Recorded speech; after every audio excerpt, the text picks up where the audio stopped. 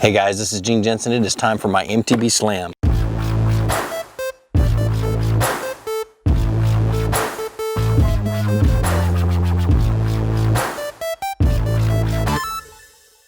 If you've never heard of the MTB Slam, it's a subscription-based product. Basically, for $15 a month, they send you a box of tackle, and it's usually worth between about $20 and $25. And then for an upgrade, like a $9.99 a month upgrade, you can get the Pro Box, and that's what this is. We're going to real quickly break into the Pro Box. I don't have a whole lot of time. Sun just came up. This place, I'm at Rocky Mountain PFA. They don't open it up until sun up, so I can't get out here for that really early morning bite. Kind of stinks. I wanted to go somewhere else today, but I got a whole lot planned later on this afternoon, so I'm going to try to get this done this morning before it gets too hot. So I'm going to pop it open. I'm going to show you what's in the box. I'm going to tie it on some rods, and I'm going to go out fishing with it, and I'm going to teach you about every single bait that's in the box. And then I'm going to try to catch as many fish as I can in this short amount of time on what's in the box. Maybe one thing, maybe two things work. You never know. So here we go. First of all, in the box, you get a little card. Has a few tips, but it mainly has, or it says, meet the MTB team. Oh, this is Tim B. Okay. It's got a little card, and then it, what does it also talk about? Oh, it talks about the prices, how much everything's worth. Okay, so the first thing is the Lucky Craft Redemption Spinnerbait. It's a $15 spinnerbait. Pretty cool. I didn't know Lucky Craft made spinnerbaits. All right. Then the Rishi Flat Crankbait, $8.99. Well, flat-sided crankbait. I should be able to catch something on that today. They've been doing that, hitting crankbaits pretty good over the last several weeks. Famous last words. But anyway, a DT Fat. I've never fished one of these. It's a Rapala, dives to 1 foot, big old crankbait. And then a Doomsday Reaper, which is a teeny tiny little finesse style crawbait. I'll have to figure out what I'm going to do with that. It's a little smaller one that I like to use. It makes a good trailer, things like that, but I like to use a little bit bigger baits. Sharpshooter, Yum Sharpshooter, soft plastic. It's a little finesse worm. Looks like a drop shot worm. Awesome. Awesome, awesome. And then a shaky football head by Owner. The Doomsday Reaper's $5.99, the Sharpshooter's $2.99, the shaky football head is $6.75, and that's a ½ ounce shaky head. I don't really consider that a shaky head. That's like a jig head. We'll catch something on that, but that's mighty, mighty big. I won't even be able to use those worms on it because it'll be too big for those worms. It'll kill the action. So figure out what I'm going to do with that. I love Owner shaky heads. I use them quite often, but I've never used a ½ ounce. So be pretty neat. Other things that are in the box is you get a Dibble Digest, which has tips and tricks and things like that for the baits that are in there, a sticker, and a scratch off card, and you can win some pretty cool prizes. Let's see. I really don't have time to do this, but I guess I'll do it anyway. I could win some Cocoon polarized sunglasses if I match 3 things, which I already have lost. Oh well. Is what it is. All right. I'm going to tie these on some rods and get to fishing, and I'll talk about them as I fish them. All right, so typically early in the morning, I'm going to start off with the moving baits, shallow moving baits. The bass have been up shallow all night. They've moved up and they're feeding up along the shallow parts of the rock piles and the logs, and just kind of hanging out and moving around. So I'm going to move around with them. I'm going to get this little DT Fat out, and it only runs about, it's basically a weight bait, and so it doesn't run very deep. I'm going to fish it first and at least attempt to catch something on it. That and the spinnerbait. That's the only 2 things I tied on out of the box so far. Like I said, I only got a short amount of time this morning. The sun's already up, and I'm trying to take advantage of that shallow water bite. And in the summertime, as the sun hits the water and as it gets higher and higher, that shallow bite goes away and you've got to go out a little bit deeper and then a little bit deeper, then a little bit deeper. So I'm going to focus on the shady parts of the lake as much as I possibly can. So this is an east bank, and that is exactly why I'm here. And it's a little point that sticks out.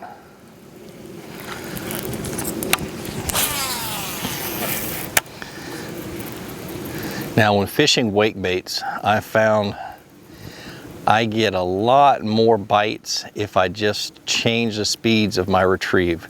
Not so much kill it and let it float, but just change the speeds. Go faster to a little slower, a little faster. I'm fishing this on a medium fast action rod. It's got pretty good stout hooks on it. It's a big bait. You could get away with a medium moderate action rod. I've got 12-pound or 15-pound fluorocarbon on here, and I think it's a 6.3 to 1 gear ratio, 6.6 to 1 gear ratio. Good heavy bait. One of these baits you can really cover some good shallow water with.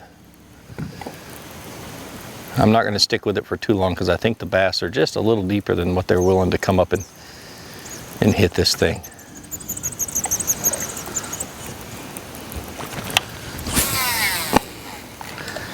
Another thing I like about it, little wake baits like this, is they really do come through cover pretty good. Don't be scared to throw them into a stump or into a brush pile. Just remember, if you come up against a laydown like a tree that's laying in the water, the best way to fish a tree that's laying in the water, or a tree that's out in the water, is to get to the tip ends of the limbs and cast towards the trunk. Don't come from the trunk to the limbs because you'll get hung up a lot more. But if you go from the limbs to the trunk or anywhere around that angle, that kind of angle, you'll get hung up a lot less. I'm not saying you're not going to get hung up, but you'll get hung up a lot less. Got a loop in there somewhere. Always, always, when you hear a loop or feel a loop in your spool, get it out.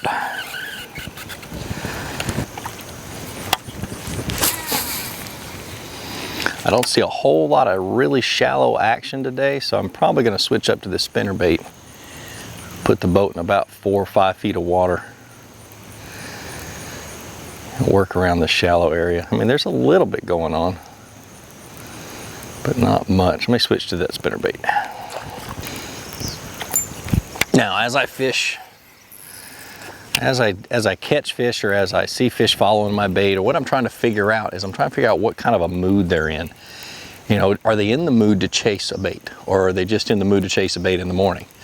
I want to know if they're in the, you know, if they want to chase, or if they want to sit there and have me throw something to them and let it fall down in front of them, and then they'll eat it, you know. So that's pretty much 2 different types of baits. A moving bait being a spinnerbait, crankbait, you know, anything, fluke, whatever, or something like a Texas rig, a Carolina rig, that you got to lay down in front of them and give them the opportunity to just go over and get it, or open their mouth and suck it in. And once you find out what kind of a mood they're in, narrows down the bait choices, and then you go and try to find the best place and where they're most concentrated. That can take a while. But a spinnerbait is one of my favorite search baits outside of a square bill crankbait. And it can really help you figure that out. And I want you to notice what I'm doing while I'm reeling it in. Every once in a while I'll pop my rod, and that flares that skirt and gets that blade to pop. And if there's a fish following it, that's when the fish will hit. It's to get that reaction bite.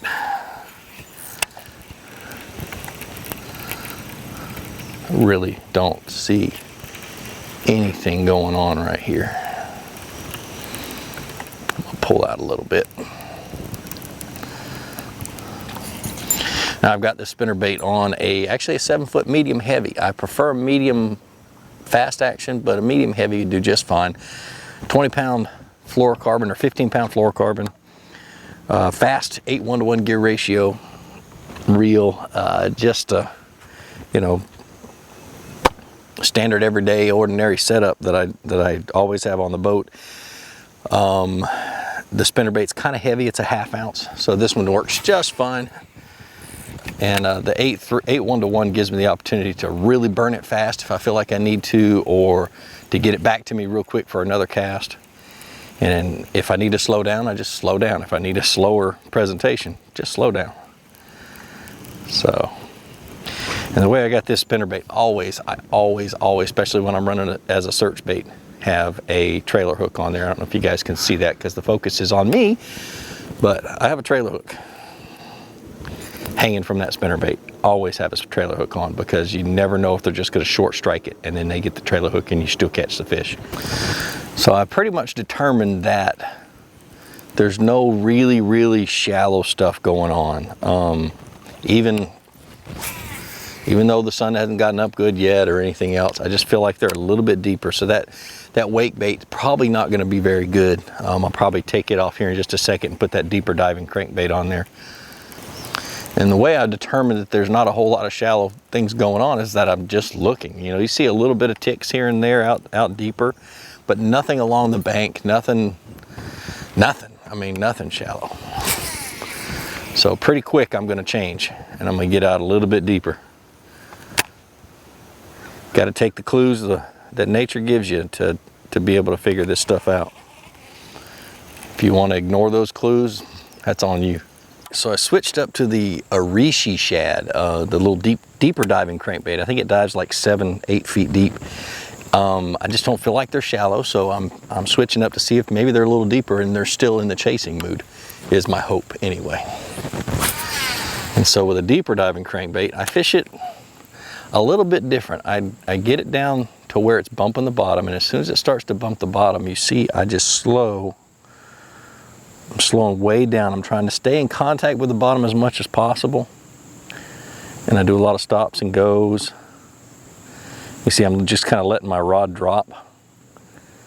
And what that looks like is, it looks like a bait fish feeding on the bottom. Because when you stop this bait, it floats up. And when you bump something, it kicks to the side. So that's pretty much what I'm trying to do until I stop feeling the bottom. Make long casts. The thing with a deep diving crankbait is it's not going to reach its maximum. Most of them aren't going to reach their maximum depth until a third of the way in. So you want to make a long cast well past your target if you're throwing to something specific, and give it a chance to get down to that target. You can adjust the depth that these things go by changing your line diameter. So right now I'm fishing 12-pound test. It should go exactly 7 feet deep or pretty close to it. And if I want to go deeper, I'll drop to 10. And if I want to go deeper, I'll even drop to 8. But rarely do I ever drop to 8, because I'm always scared I'm going to miss. I'm going to break off on a good fish. So 10 and 12 is usually what I fish it with. I've got it on, again, a medium fast action. With a 6 to 1 gear ratio. I probably will switch up to my cranking rod, which is a medium moderate action with a 5-3 to 1 gear ratio, just to force me to slow down a little bit more. And it's got, I think it's got 10-pound fluorocarbon on it, which would make it go a little bit deeper.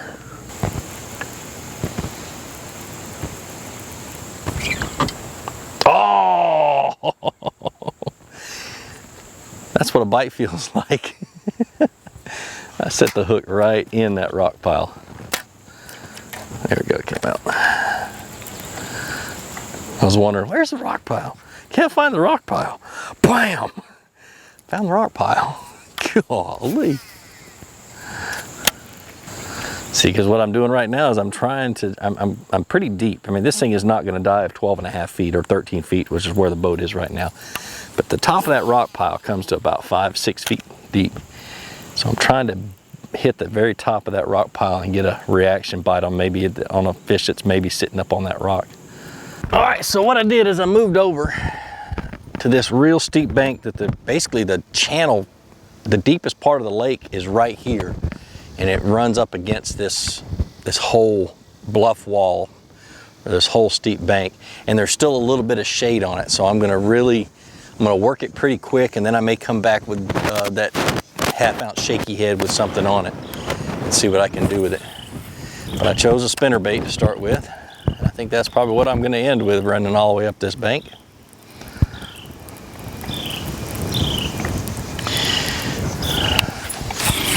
And I'm gonna get in real close. I'm gonna tuck in and try to cast almost parallel to the bank. A lot of laydowns on this thing. If I could just cast, it would be great. Steeper walls, these bluff walls, I fish them a lot along the Tennessee River, and I'm sure there's a lot of other highland lakes that have them. And you see these little indentions, and this is quite dramatic for this wall, but have these little indentions that come in. A lot of times it's because rocks have fallen and caused that indention. So there's usually rocks that stick out a little bit further or quite a bit further than the rest of the bluff wall. And just like fishing a point, I mean, it's an ambush spot for these bass. So as I get to these spots, I'm gonna spend a little bit more time picking it clean, letting things fall a little bit deeper, trying to bounce off those rocks. I'm gonna throw this little crankbait on the next cast. This is more of a water runoff, so there's gonna be sand and stuff like that down there.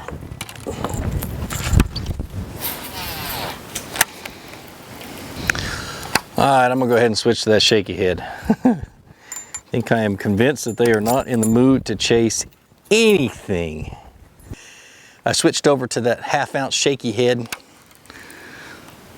and put a Biospawn Exo stick on there, dip the tail in some JJ's Magic, make it look like a bluegill falling.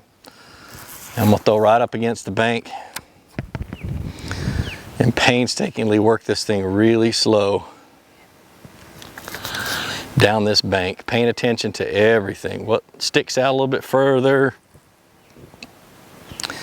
little shelves in the bank.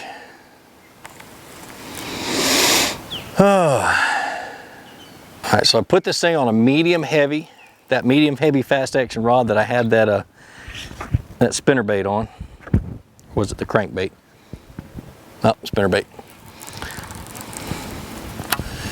And I'm just kind of flipping around stuff. Now remember, I'm fishing a steep bank. It's a little bit shallower right here. It's 12 feet deep under the boat, or 13 feet deep. But, whoops. Just glad I got a good paint job. But I'm flipping it in, letting it sink down to the bottom, and I'm just slowly dragging it off, because even the littlest drag, it's gonna fall. Littlest drag and it's gonna fall. And I'm trying to catch those shelves that are coming off. You know, there's a shelf right here, there's a shelf further down. I'm trying to catch those shelves, because that's where the fish are gonna be sitting, is right up on the top of those shelves.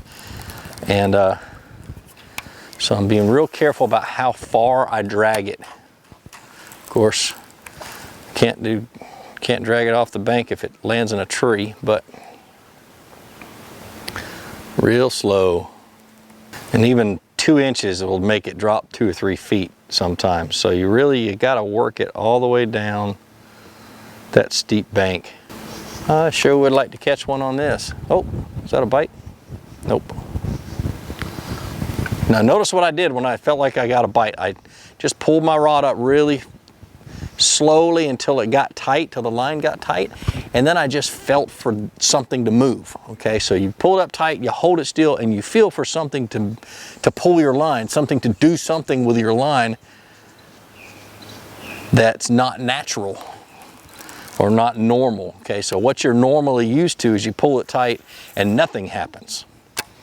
So when you feel like you got a bite, just pull your line tight and just see if you feel that fish move, and then set the hook. Oh, there's a bite. Question is it a fish? Yep, got him.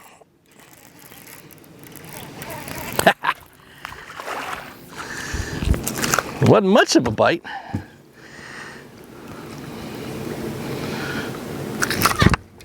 Crap, come on now. Just want to get you in. There we go. Really?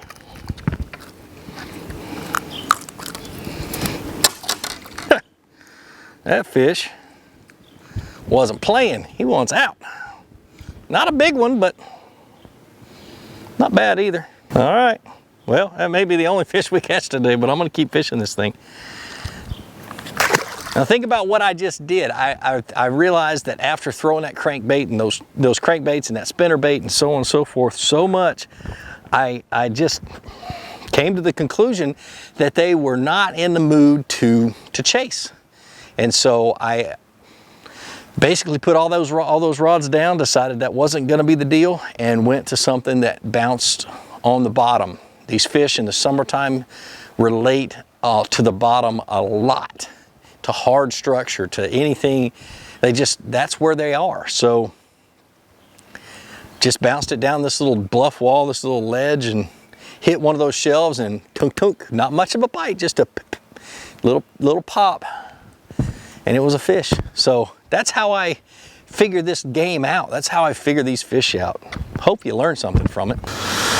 Oh, another one of those summer days where it just gets really tough. Well, guys, I've got a teleconference I've got to be at in about 45 minutes, actually 30 minutes. So I got to head home. There's no cell service here, so I can't just sit here and do it. But if I can get back out and finish up those last two, I will. If I got a little bit of time this morning or this afternoon, I've got a few daddy things I need to do, little things I got to do around the house. But that's the mystery tackle box, you guys. If you've never seen it, never tried it, there's a code, there's a coupon code, GET499. I'll put it right up here. It's just a great way to, yep, there's my alarm, time to go. It's just a great way to figure out, to try out new baits and figure out new ways. What I hope you learned from this video is I hope you learned how I use two different types of baits, moving baits and bottom baits, to figure out the fish. I want to figure out what kind of mood they're in, and then I want to go figure out exactly what bait they want or what they'll hit the best. And so maybe if I only caught that one on that shaky head, I'm going to switch to a jig or a Carolina rig or a Texas rig, something that's all close to the bottom, on the bottom, that I can fish really slow, and I was going to go hit points and rock piles and humps and everything that's out in the middle of the lake. But that's how I do it every day. This isn't, you know, oh, maybe I'll try this or maybe I'll try that. I mean, I figure out what mood they're in, and then I go and I figure out exactly where they're sitting, or vice versa. I do both of those at the same time, depth, and then I just take that type of a bait and I play around with different options until I figure out exactly what they want, and then usually catch a few more fish. It is summertime, it's tough, the fish aren't really in a good mood, so it is what it is. Ooh, maybe I do have a cell service here. One bar. Anyway.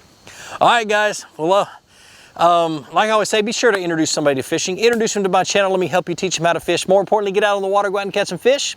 Have a great day. See ya.